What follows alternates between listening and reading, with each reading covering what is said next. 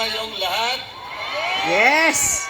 Ayos na ayos, Kung Kayo Marcolita. ba ay pinayaran para pumunta sa rallying ito? Hindi! May baong saging. Maraming salamat po sa inyong lahat. Dahil sa inyo, masasabi ko sa gabing ito na sama-sama tayo na gumawa ng isang kasaysayan.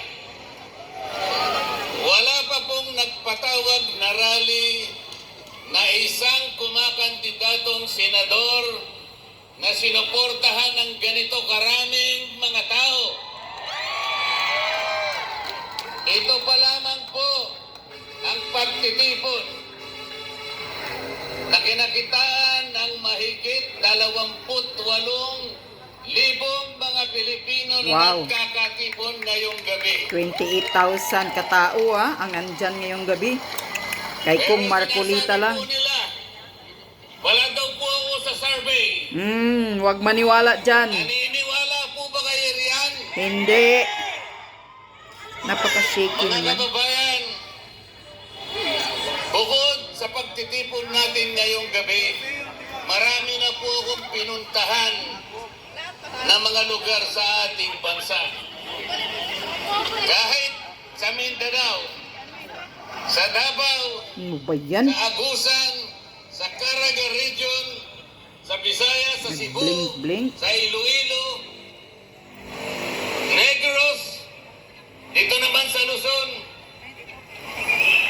Batangas, Laguna, Quezon, Rizal, Cavite. Napakainit po ng pagtanggap ng ating mga kababayan. Yes, sigurado Sa talagang gabing ito, mananalo ka. Marami rin pong galing sa iba't ibang lugar. Hindi ko po alam kung paano ko kayo pasasalamatan. Ang tanging nalalaman ko lamang po, kayo'y nakikiayon upang gumawa tayo ng isang bagay para sa ating bansa. Napakahirap po ng kalagayan ng ating bansa ngayon. Tama. Ang presyo po ng pangunahing bilihin halos hindi na po kayang abutin ng marami nating kababayan. Correct. Lalong-lalo na po yung presyo ng pagkain. Ang buong akala ko po, nung gumawa yung kongreso ng Quadcom, ang buong akala ko po, ay gagawin namin ang dapat namin gawin. Halimbawa, dahil sa problema at hamon sa ating bansa, akala ko ang uunahin namin kung paano natin ibababa Ang presyo. ang presyo ng bilihin sa ating bansa. Sapagkat ito ang pangunahin na problema ng ating mga kababayan. Pero hindi po ganun ang nangyari. Gumawa sila ng isang napakalaking komite, kung tawagin nila Quadcom. Tuwadkom. Apat na hiwa-hiwalay na Bastos komite na com ginawa yan. nilang isa para palakasin, para maging influential. Ang buong akala ko ay haharapin namin ang napakaraming hamon na kinakaharap ng ating bansa. Ang nangyari, hindi po ganun. Correct. Alam na po ninyo kung anong nangyari. Ang ginawa po nila ay pamumulitika sa ating bansa. Yes. Inuusig nila yung dating Pangulo ng ating Republika. Ang sabi ko po sa kanila, hindi po tayo ang dapat gumawa nito. Kung inaakala po natin na ang isang tao, maging yan ay managing presidente, kahit sino, kung naniniwala tayo na siya'y nagkasala sa batas, kailangan po nating dumaan sa mga patakaran ng ating batas. Dapat po pumunta kayo sa piskalya. Yeah. Ang Correct. piskalya po ay bukas. Yan po ang patakaran. Meron po tayong mga korte.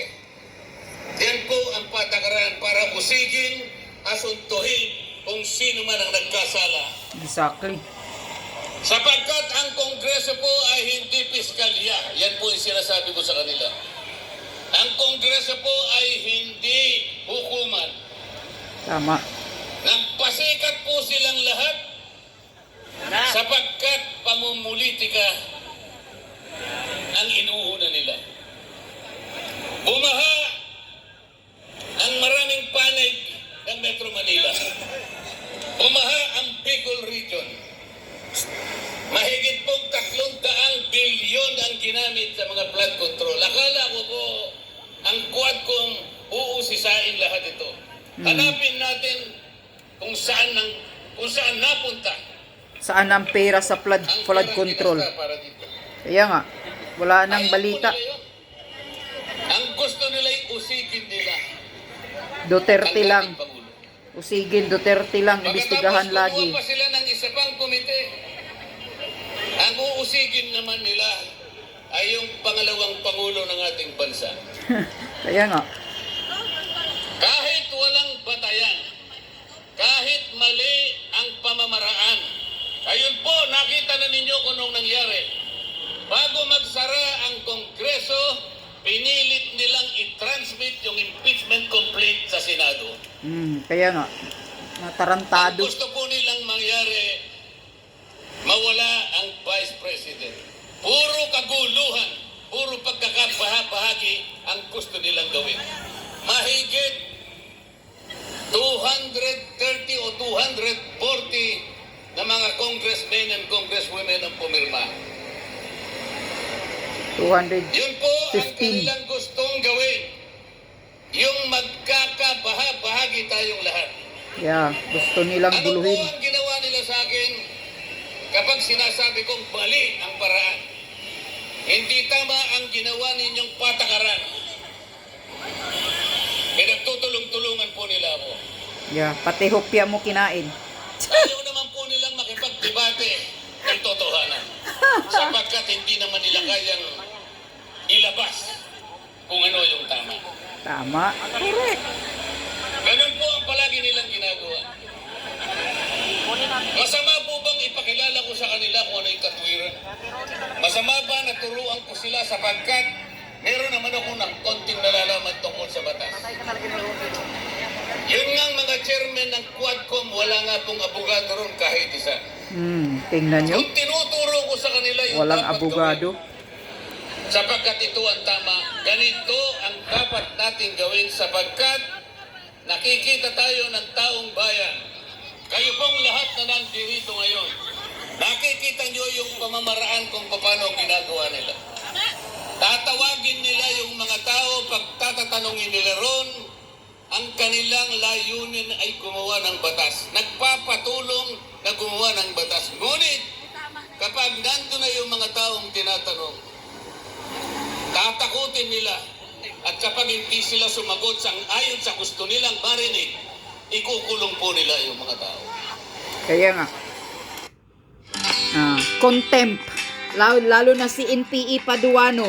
Contempt lagi ang nasa bunga ang hinayupak no NPE na yan. Contempt, mga congressman. Ganito na po ang kalagayan Mga kawatan. ng House of Representatives. Alam po kung nasaan, nandyan po lang katabi natin. Kapag ako po ay House of nagsasabi Buaya. sa kanila, puro panggugulo ang ginagawa nila. House of Pati Buaya po, yan, pati di po House, yung hopya yan. na kinakain ko. Pati Kung hopya. anong ginawa nila.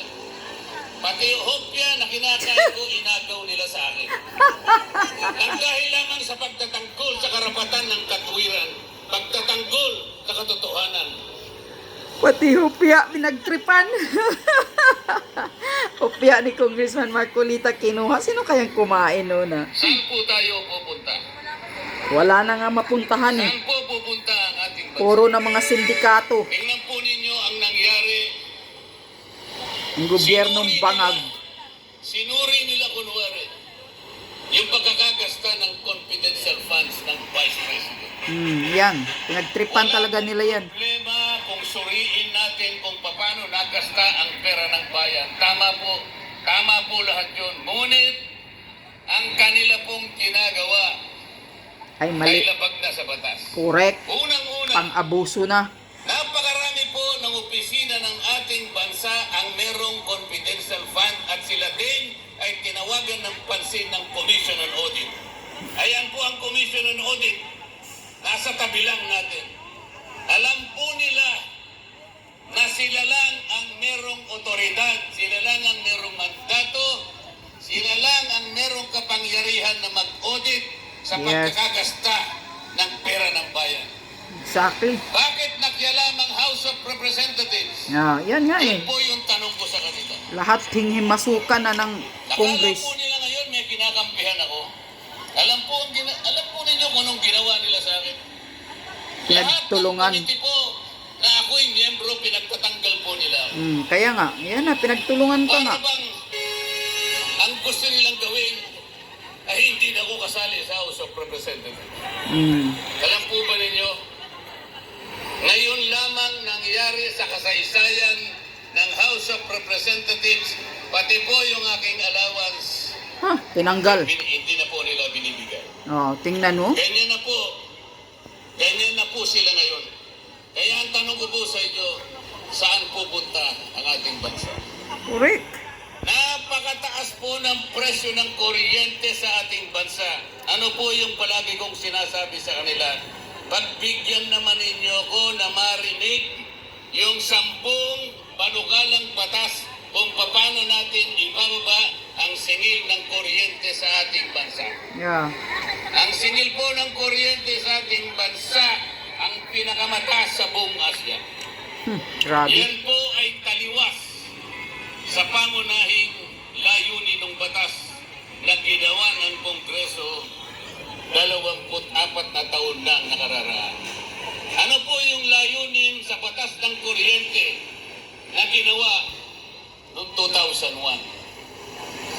Ang layunin po ay idulot ang kuryente sa lahat ng mamamayang Pilipino sa murang halaga. Taas po yung kamay na nandito ngayon na magsasabi sa akin na mura ang kuryente dito sa ating bansa. Mahal. Walang mura sa Pilipinas ngayon. Yung layunin ay hindi po natupad. Pati tubig, sobrang mahal. Pagkatapos ng 24 na taon, patuloy na nilalabag ang batas na ito sapagkat napakataas ang kuryente sa ating bansa. Kaya nga. Saan tayo pupunta? Ang senador po, yung tunay na senador, kung gagamitin niya ang kanyang kapangyarihan na pinagtitiwala ninyo sa kanila, meron siyang kakayahan na baguhin ang kalagayan ng buhay ng mamamayan. Kung gusto niyang gawin at kung alam niyang gawin, Correct. paano niya gagawin? Kung hindi naman siya nakahanda para gawin niya. Correct. Kung wala naman siyang kakayahan na gawin ang itiniwala ninyong kapangyarihan sa kanya.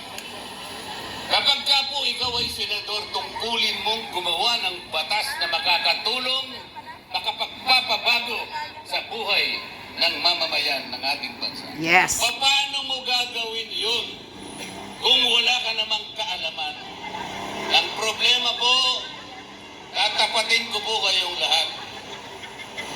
Ang problema po, sa napakahabang panahon ng eleksyon dito sa ating bansa, basta sikat lang siya, yun na iboboto natin. Kaya nga, marami nga mga Basta tanga. sikat lang. Mga mangmang, walang alam, sikat lang ang titingnan. Boto na. Bakit ganito po ang kalagayan natin? Hindi nila alam sa pagboto nila, Marami sa daming kanila. magtitiis. Alam po ninyo yun. Nang dahil sa kasikatan lamang, hindi man lang ninyo tinanong. Paglapit po nila lalapit na naman po sila sa inyo ngayon. Pwede ba itanong ninyo sa kanila? Ano po ba ang gagawin ninyo? Madali lang naman magsinungaling eh. Mambubudol nga eh. Kahit si Bangag. Itanong sa kanila kung may kakayahan. Pag sinabi niyang may kakayahan, ipakita mo sa akin. Patunayan mo sa akin na kaya mong gawin. Ito po, pinaka-problema. Maraming sinungaling mga politiko ngayon. yung election period sa mga senador Pebrero 12. Oh, Pebrero 12, sa Martes ata. Magtatagal ng konti. Mauuna yung mga senador. Lalapit sa inyo ang mga senador na yan, nakakandidato, at mga congressmen nakakandidato. May daladalang konting barya na sinasabi nilang AIX. Tupad. Tupad, Akap. akap. Hmm. Mga kababayan, Sampal nyo yung pira na yan. kaya na lamang ba ang aasahan natin sa tuwing darating ang isang pagkakataon na nasa inyong kapangyarihan? Bakit hindi po ninyo gamitin ang Correct. kapangyarihan na yan? Nasa atin Ipagpapalit niyo po ang ba kapangyarihan. sa 5,000 piso ang kinabukasan ng ating bansa? Yes. Ipagpapalit pa ninyo sa 5,000 piso ang dignidad na taglay-taglay ng bawat isang mamamayang Pilipino. Ay nako, yung iba dyan walang dignidad. Pira-pira lang kasi. Ladies and gentlemen, Kaya nga,